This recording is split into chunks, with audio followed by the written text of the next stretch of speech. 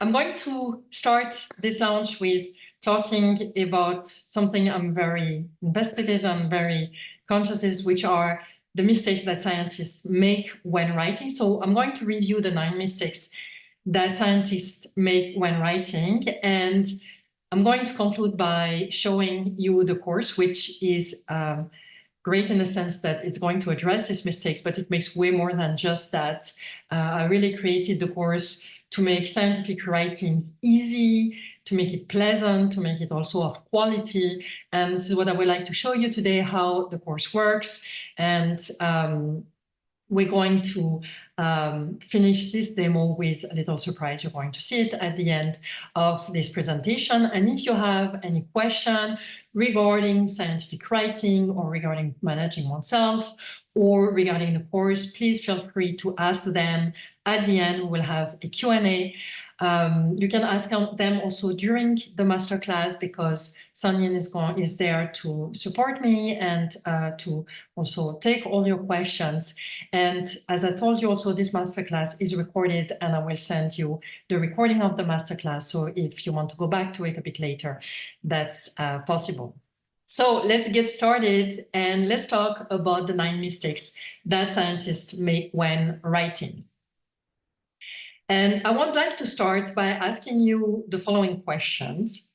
Have you ever reacted to reading, not writing, but reading a scientific article in any of the following ways? The first way being uncontrollable sleepiness. Have you ever felt like super tired at the moment where you were supposed to read a scientific paper? The second is sudden enthusiasm for kitchen cleaning. You look at your kitchen and you think like this is the best thing that you could be doing right now is to clean your kitchen. Or maybe you've started Googling the people you went to primary school with. I did that recently. I Googled Karine Surville and she's an accountant. Who would have thought? Or planning your vacation, or watching cat, baby, or unboxing videos, or anything similar to that, or anything else. Please write in the chat if you have done any of the things or anything else.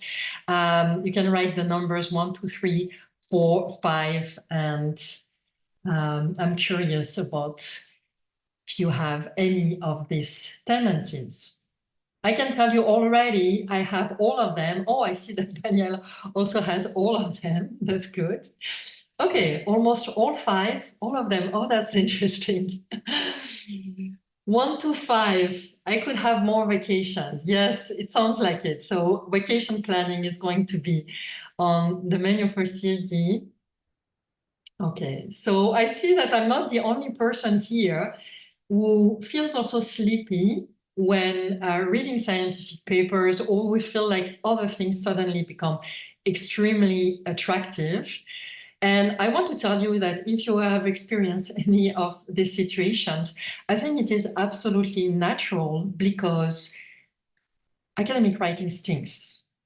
And this statement is not just from me, Gayannee Kedia, in my little world.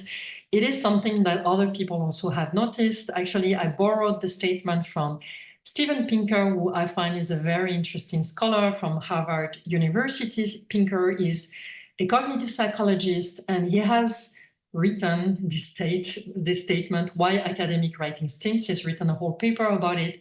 Has given also lectures on academic writing. He calls this bad academic writing that makes it very boring. He calls it accompanies. And he really points to that being a problem, but he's not also the only one.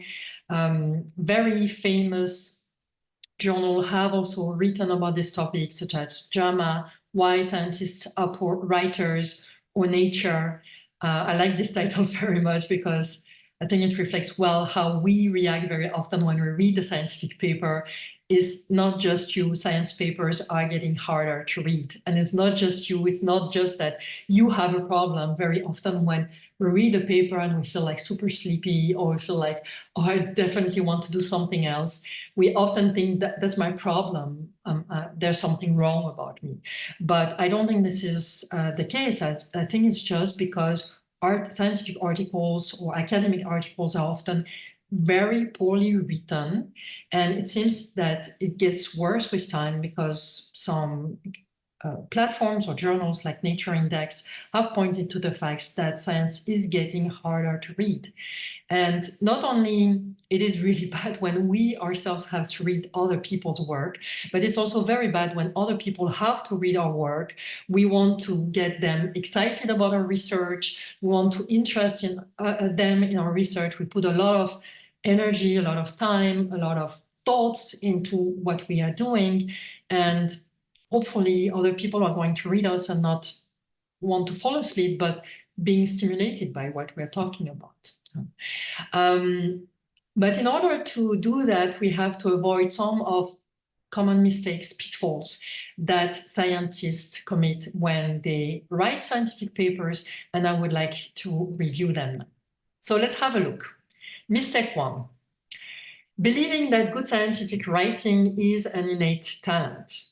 Something that has been for me a real mystery is why are scientists and academics in general so little trained in writing? And I believe that the reason for that is that many people think that being a good writer is an innate talent, you have it or you don't have it, but that's not really something that you can learn, which is a terrible mistake. And I've recently actually talked with a professor at one of the big universities in Vienna, and I was teaching a workshop for his doctoral school, and I noticed that the PhD students in that workshop were struggling with writing. The workshop was about another topic, but I noticed that many of them said, wow, it's really difficult to write. And so I told him maybe that would be a good thing to offer your PhD students a course on writing. And he looked at me and said, what do you mean, a course on writing? And I said, yes, like to teach them scientific writing. And I said, is it something that you learn? I thought that is something you suffer on and you learn by doing more or less, and it's always difficult to do it. Is there another way? And yeah, and we had an interesting conversation. He was actually a very nice person, and I don't want to criticize him at all because he was a very nice person, but I think it reflects also well how many scientists think about writing. It's just something you do, and you just have to suffer your way through, and you gain a little bit of experience while doing it, but there's not much to learn, and this is a huge mistake. The second mistake is to draft a paper before selecting the journal.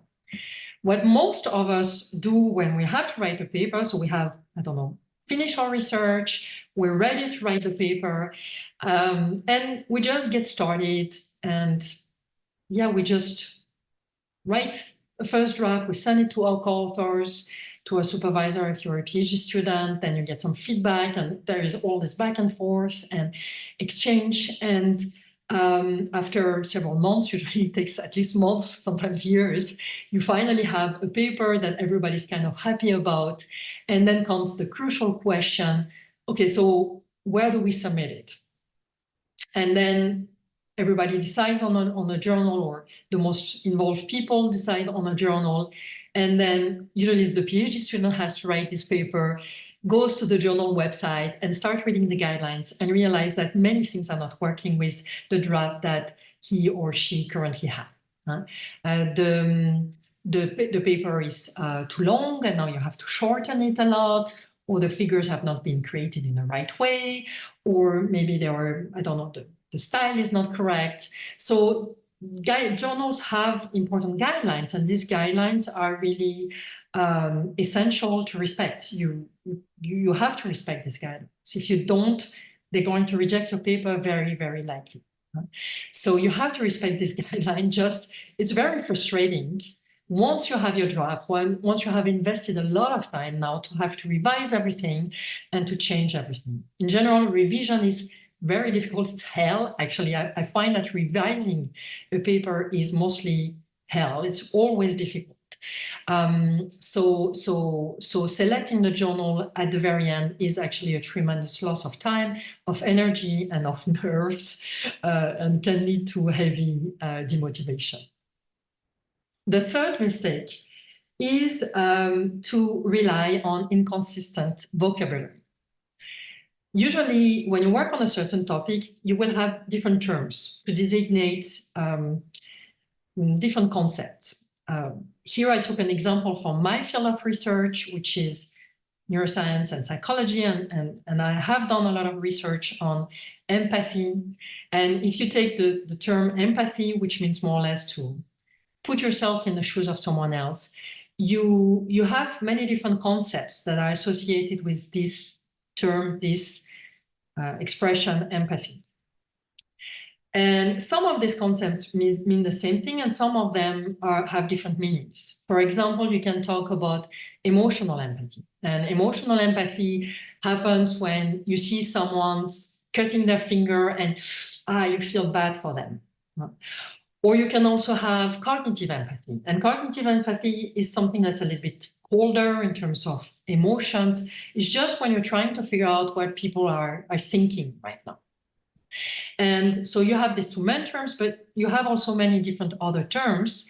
And for some of them are quite close to those two terms that I said. So for example, mentalizing theory of mind are very similar to cognitive empathy, whereas empathic concern is more like some kind of emotional contagion as well. And what happens when we're not very clear with our vocabulary when we start writing a paper is that very often we're starting mixing all these different terms. And that's something that creates a lot of confusion in our readership, because they don't know if when you write empathic concern and then later on you're going to write emotional empathy, are you talking about the same thing? Are you talking about something different? If it's different, how is it different? And so that makes everything that you write a little bit fuzzy and difficult to follow. So it's really important when writing to be very clear about the terms that one uses and try to stick to them. The fourth mistake is to write a sloppy abstract. Most of the researchers I work with write their papers or write their abstract at the very end once they have drafted the whole paper. Most of us start writing the method section and the result section. Then we maybe move on to the introduction, to the discussion. I mean, it's not always in this order, but it's very often like that. And when we have a draft that we're happy about, then we write the abstract. And that's the last thing that we do. And usually that's a point where we are absolutely exhausted. We are out, we've spent months working on this paper, we can't see it anymore. We just want to get rid of it, we want to submit it, we don't want to see it anymore. And that's the state in which we write one of the most important sections of our paper. The abstract is a very important section because this is one of the first things that people read when they read our papers. And so they look for, they use certain search terms in search engine, I don't know, Google Scholar or PubMed or something else. They enter their search term, they see the title. If it feels that the title is relevant for their research, they're going to click on it and then they're going to see the abstract. And this is exactly what they're going to read. So now if you have written a sloppy abstract, if it's not very clear, if it's not very interesting, if maybe also it doesn't emphasize the important points of your research, you may lose some people who would actually be very interested in your paper. The fifth mistake is to fail to follow a clear thread. And I teach many workshops on scientific writing, and I always start at the beginning of my workshops. I mean, some of you have been in my workshops, and I always start and ask you, what are your burning questions? What motivates you to come here? And one of the questions that I have the most time is, how can I find the thread of my paper? How can I write it so it's logical, so it follows, like one paragraph follows the other in a logical manner. And that's true, that's something that's really difficult to find, to do. And very often, if you feel like you want to fall asleep while writing a paper, reading a paper, it's because the thread is not very clear.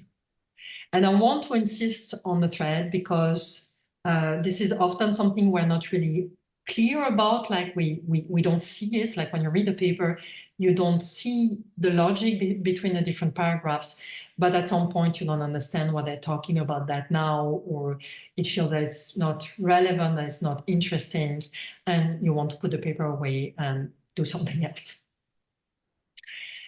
The sixth mistake is to start with a dull introduction. Actually, I love this picture because I think it reflects very much how I feel when I read the introductions of most papers. I feel exactly like that guy. I feel like my eyelids get really heavy. My brain feels like it's starting to make some kind of vibration, like some kind of white noise, like bzzz. And I just I've never felt more sleepy than while reading introductions. And I think it is because very often introductions are not very interesting. They don't, you have, for example, many introductions that start with a definition. How boring is a definition? Or that go through a series of facts where you don't really understand in which way they are relevant for you. And so you start reading the paper and already after 2 or 3 paragraphs, you're really bored. The seventh mistake is creating unclear figures. The way many of us read papers is that we read the title. If we feel like the title works for us, is relevant for us, then we read the abstract. That's actually interesting for me. Then we move on to the main text. And most of us try to, I don't want to say I'm lazy because I don't think it's laziness. I think it's actually a good strategy. But most of us are trying to read papers as quickly and understand them as quickly as possible. And so what we do is that we look for the figures to try to figure out what they have done easily, what are the results without having to read all that text that doesn't look very appealing at first sight. And very often what happens is that we have a look at the figures. Okay, what did they do? We see there is a method figure and we try to understand it, but we can't really understand it just based on the figure because the figure doesn't stand for itself. There is not all the information that is necessary to understand what has been done or what are the main results just looking at the figures. So we spend some time trying to figure it out on the figures.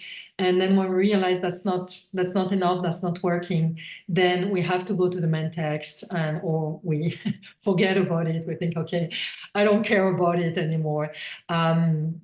I'm going to do something else. And here again, this is something that is that's a real shame. If your figures don't stand for themselves, then you're losing, in a sense, your audience. You're making that job harder, which is the opposite of what you would like to do. The next mistake is to turn your results into a statistic glooby-boulga. What do I mean by glooby-boulga? Glooby-boulga was a cake that Casimir, one of the heroes of my childhood, used to cook. So Casimir was a hero of a TV show in the 80s in France. It was very popular. L'île aux enfants, if you speak French. And it was this orange monster. And one of the things that he loved to do was to cook a glooby-boulga, which was a mix of all the things that he loved.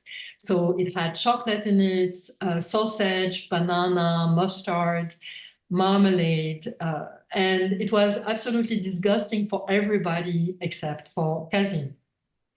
And when I read statistics sections of scientific papers, very often I have the impression that the author has done his own or her own glooby-boulga, in the sense that you have a lot of jargon, a lot of analysis that we as first authors or as main author usually love because we have spent a lot of time doing all this analysis, and sometimes we also do like fancy analysis, and we want to report all these exciting things that we have done.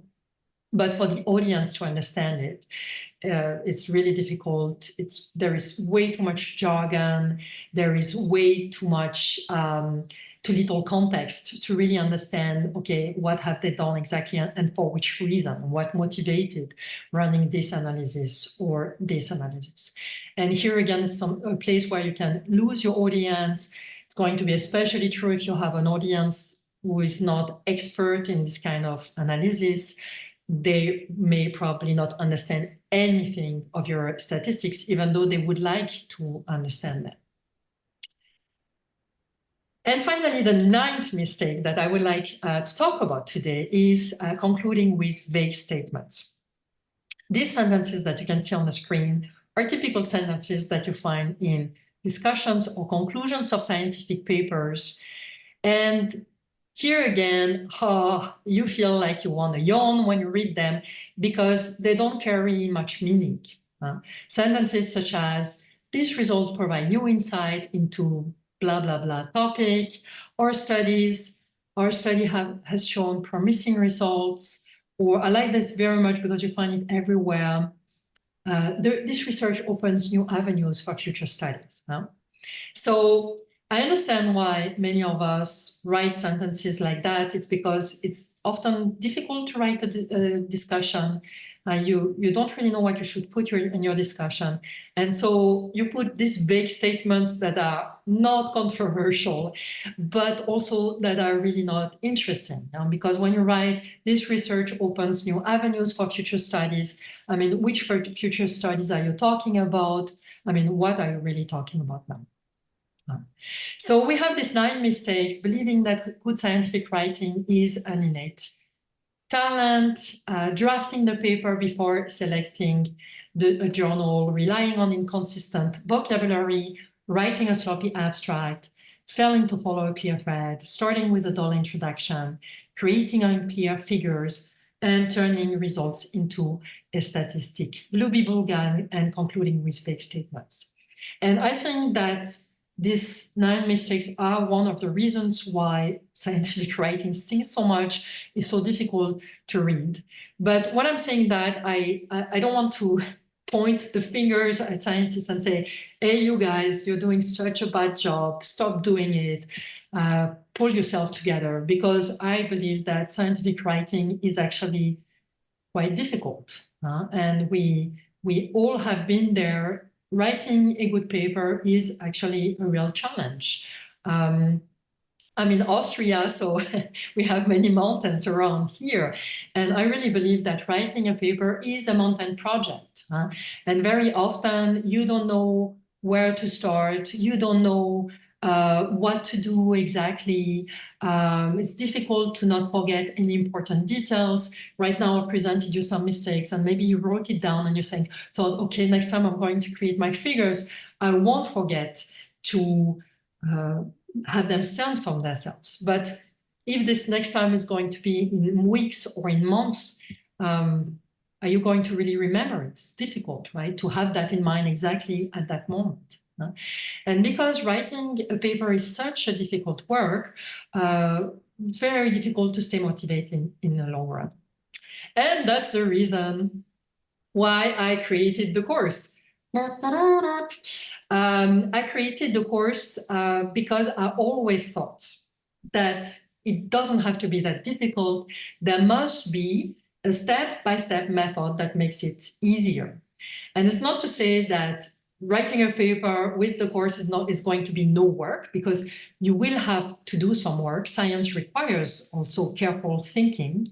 But if you have the right methods, that really breaks down this big mountain project of writing a scientific paper in small, easy to follow bites, then it's a totally different game. It's just way easier to do it. You do a way better job. And you can really enjoy it also. You do it also faster. And you can really enjoy the process because you know exactly what you're going to do next. And you know that you're doing a good job. So how does it look like? How does the course look like? The course is composed of 9 different modules. Each module addresses one aspect of your paper. And it starts with a welcome module in which I share with you, I show you how the the course works in general, how to navigate the course. And also I share with you some principles about writing, some techniques, some writing techniques that make writing much easier, that can also help you overcome the writing blocks that you may encounter. The second module is a pre-writing module in which you're going to start by, guess what, choosing a paper for your, choosing a journal for your paper. So we start with the beginning. We're going to start by identifying exactly what you have to deliver so that you can deliver right away in the right format and avoid having to do too many revisions.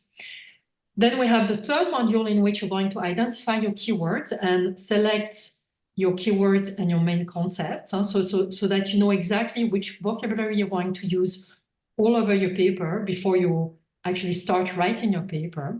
And also that's going to help you optimize your paper for search engines. You know that search engines such as Google Scholar, PubMed, the APA website or PsycInfo,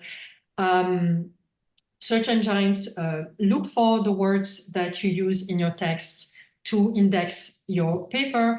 And so I have also developed a method, or I didn't develop the method, but all over the different modules, all over your paper, we're going to make sure that your paper is optimized for the keywords that your audience is likely to enter in search engines. Then we're going to start the actual writing of your paper. And here again, we're going to start with the abstract.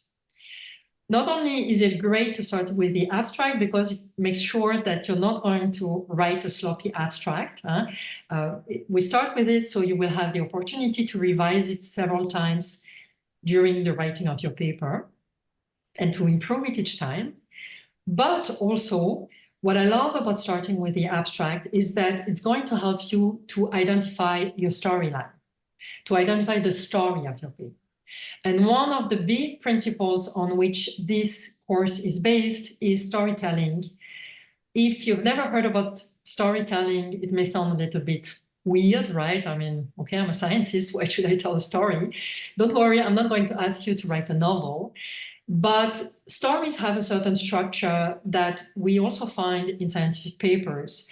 And figuring out the different elements of the story of your research is actually a fantastic way to make it interesting, to make it appealing, and also to find the thread of your paper. So we're going to start with that, with figuring out the abstract of your research so that you're clear about your story. And we're going to use it all along the course. Each time you will have some doubts, should I talk about this or not? You can go back to the story to see if that makes sense. So that's the fourth module. In the fifth module, you're going to identify the structure of your paper. Different journals and have different formats and have different structures. Sometimes also you have some leeway. You can decide on which structure you want to follow. And I'm going to guide you through different kinds of structures. And so you can figure out exactly how you want to structure your paper. And then we come to the modules in which you're going to write really the body of your paper, namely the introduction, the material and methods, the results, and the discussion. The introduction is going to guide you through writing all the different aspects of your introduction. And here again, based on storytelling very much, so your introduction is not going to be dull, it's going to be interesting, it's going to really catch the attention of your audience.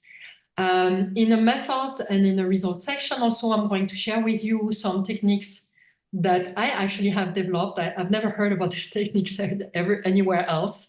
And frankly, I've never heard about a method like that anywhere else. That's the reason why I decided to create it.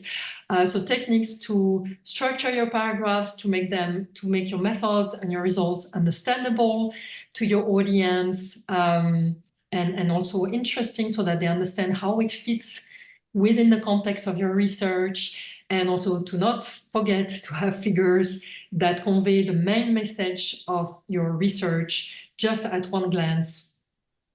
And then we have the discussion also, in which I'm going to explain to you what makes a good discussion and guide you through the writing of the discussion. So these are the main modules of the course.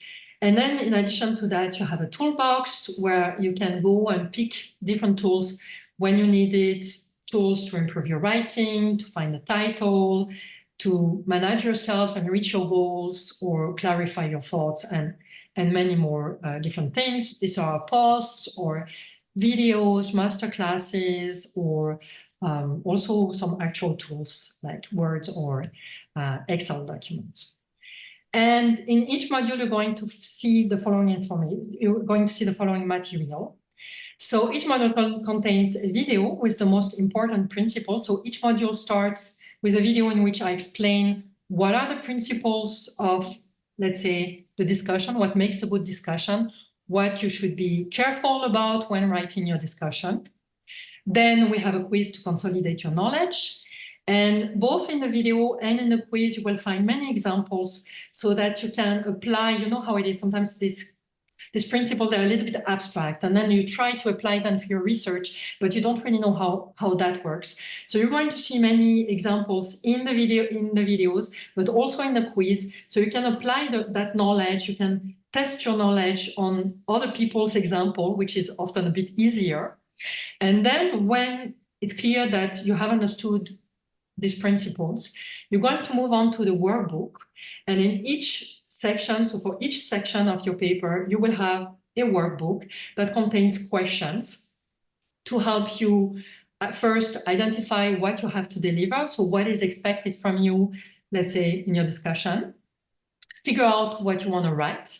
And here, the workbook is conceived in such a way that first, you will have a series of questions to identify what you want to talk about at the different levels of your discussion, for example. And then when you have clarified all these things, I will guide you through the writing and the revising of the discussion. And at the very end of the workbook, you have a checklist that helps you make sure that you haven't forgotten anything in your discussion. And you can go through the checklist, check all the different things. Yeah, I've thought about this, I've done this and that. So for example, I've made sure that the figures are clear for them by themselves. And so you make sure you haven't forgotten anything. This is something that I've pre-tested the course with a few people. And this is one of the features, for example, that I really liked. Sometimes it's a little bit difficult to understand what is expected from a question. So to give you an example, I have uploaded a workbook that one of my students and I have answered.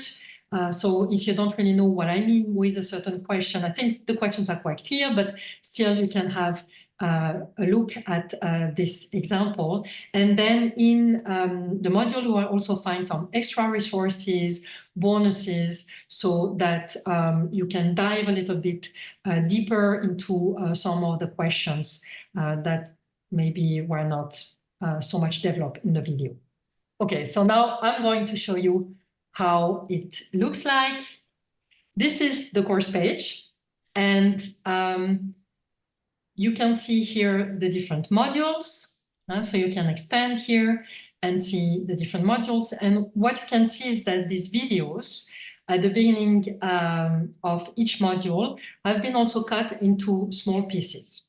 The idea, what I wanted absolutely with this course is that even if you just have 15 minutes or half an hour, and you don't really, it feels like you don't have any time to work on your paper, that's enough time to watch a video or watch like 2 or 3 of the videos in this lesson, or answer a quiz, or answer one question in the workbook, so that also if your time is limited, you can advance in short periods of time.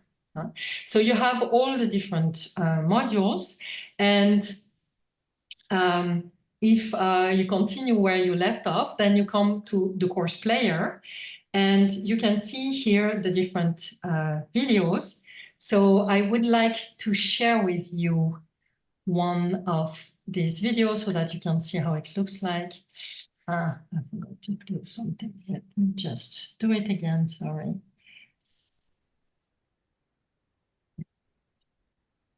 So you're going to see the video of this is, so this is the part of about the results section. and this is the opening remarks of the results section. And I told you, so I tried to make it really engaging. And because storytelling is such a central element of the course, I very often use an analogy with stories from movies. So don't be surprised about that. So, come to the results section of your paper. The results section is the climax of your paper. You remember that the climax scene in a story is when everything comes together and the problem is solved. For example, in a detective movie, the climax scene is the scene in which the detective gathers all the characters and reveals who is the culprit. In an action movie, the climax scene is the final epic battle in which the heroes fight the villain, and there is always a moment when one has the feeling that the villain is going to win, but no, the hero manages to take the advantage and kill him. And in a romantic comedy, it's when the guy realizes that, oh, he loves the girls, but now she's going to the airport and is going to live forever, and he has to catch her up before she's gone. And in Raiders of the Lost Ark, which is the movie that I used in this course to illustrate the concept of storytelling, so this is the first Indiana Jones. The climax scene in Raiders of the Lost Ark is a scene in which Indiana and his girlfriend witnessed the Nazis and all the bad guys being destroyed by the fire of the Lost Ark because they were so greedy, they absolutely wanted to have this ark, and the ark destroyed them. So in your paper, the climax scene is also an intense moment because this is a section where you present your results. In the same way that the climax scene of a movie is a pivotal element of the story, in a scientific paper, the result is also an essential section. And it requires to be carefully thought through. This is exactly what we're going to do in this video. You're going to learn two things. First, how to select your results, and then second, how to present them so that your readers easily understand how they fit into your story. Let's get started. So that's an example of a video, and then the first thing to do, you have some more. So you see, you have the videos here. The different videos for the results section. Then you have the quiz, and in the quiz you have usually 10, 12 questions that you can answer to make sure that you have understood the examples and the explanation that I gave in the video, and then some where you can really play a little bit around also, like imagine, for example, please use the paragraph structure described in the video to put the sentence below in the right order. So you can start implementing some of these principles on simple elements before you do it in your paper. Then we have the workbook, and you can download the workbooks by clicking here on the side. You have a Word document or a PDF, and in the workbook you're going to find many different questions. If you download the workbooks, you can write in these sections. So to help you identify what you have to deliver, and also figure out what should be the content of your results section, how you should select your results, etc. And at the very end of the workbook, you have the checklist that I just mentioned to make sure that you haven't forgotten anything.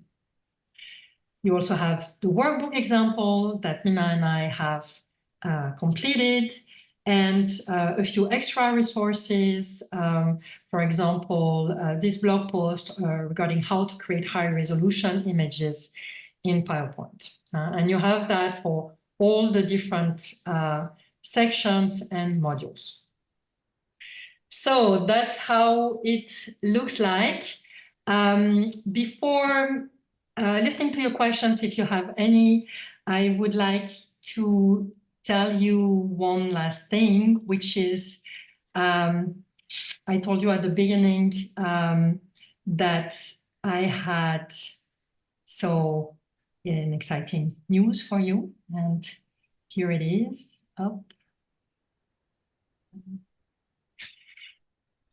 Here it is. It is the fact that, first, we have currently 20% discount on the course. It's until June the 10th only, so until the end of the week. you can get a 20% discount with the code LAUNCH2024. And I would like to give you as special gesture for you guys for being here, free access to the first module of the course until June 10th only. To do that, it's actually not that complicated. You can go to the course webpage, so it's on the blog. Maybe Sonia, you can share the course webpage in the link. I'm going to show. Yeah. So you can go to the course webpage, and here it is. And you just need to sign up here. So you click here and you sign up.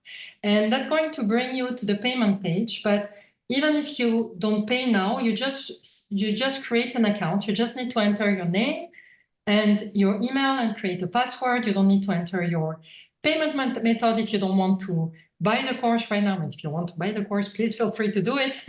But if you just want to have access to this first module, you can do that. And then you just need to click here on this tab, and you will come to the course page where you will have access to the toolbox and to the welcome video. So you can look a little bit more in detail what are the different elements of the course, and if you're interested, you can buy it. So Sanyan is going to share with you in the chat the link to that page where you can do that. So you guys, that's it. Once again, I have talked way too much, but I have time for questions. Please don't hesitate to ask any, either in the chat or just speak easily in the good, like in the good old days where we communicated in talking fashion. Is there anyone who has some question?